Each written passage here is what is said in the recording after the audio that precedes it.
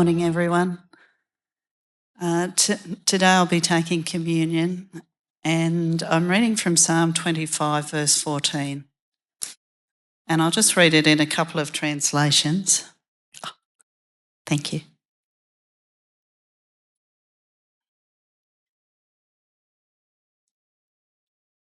The Lord is a friend to those who fear him, and he teaches them his covenant.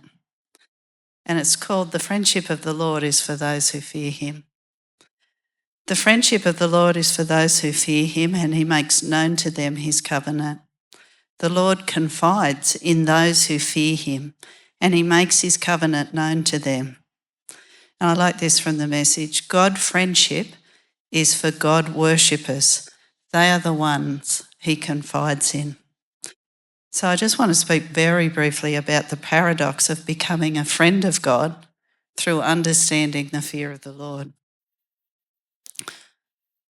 If I take my glasses off, I can't see you. And if I put them on, I can't read. So here we go.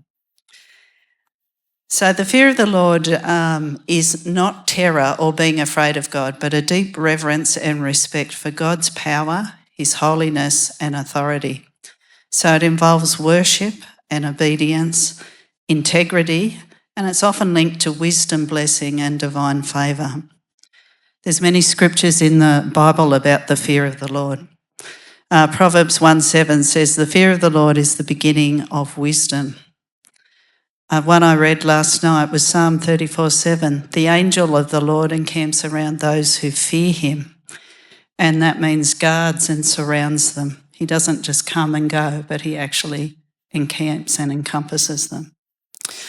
Joy Dawson wrote a book in the 80s called Intimate Friendship with God Through Understanding the Fear of the Lord. And she said, God longs to manifest himself in far greater ways to his people. But God does not reward casual inquirers, only diligent seekers. So how much we experience or how close we come to God is really up to us.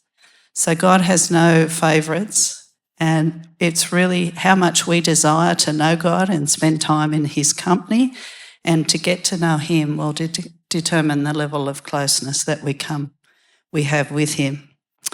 James 4:6 says, come close to God and he will come close to you.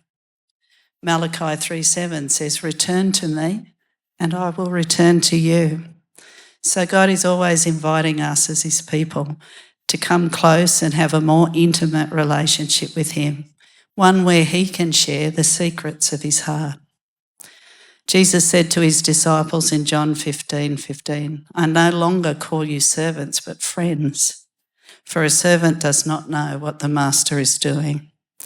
And another version, no longer do I call you servants, for the servants do not know what his master is doing. But I've called you friends, for all that I have heard from my Father I have made known unto you. Psalm 103 talks about Moses and the children of Israel and the difference in their relationship with God. It says the children of Israel knew his acts, but God made known his ways unto Moses. So the children of Israel knew God through what he did and his acts, but Moses knew his heart and his character. So the Bible is full of a long list of people who honoured God, who feared the Lord. Abraham was called a friend of God. Noah, Moses, David, Job, Daniel, and many, many more. The second part of Psalm 25:14 says he will teach them his covenant. So God will reveal intimate and confidential and deep spiritual truths about his purposes, love and plans for those who truly revere and trust and love him. And we also in turn become people he can entrust those secrets with.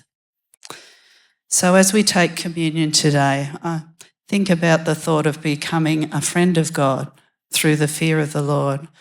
I know I want to be a friend of God and I want to be someone he can trust. I know I am a work in progress, just like we all are. I know every day there's opportunities for me to learn and grow and things for me to overcome. I need to be reminded daily also that He is God and I am not.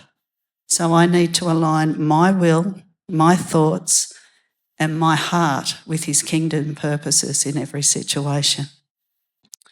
So if you'd like to just take communion and spend a few minutes just in your own heart before the Lord, about fearing the Lord in a godly way that brings us closer to His heart. Thank you.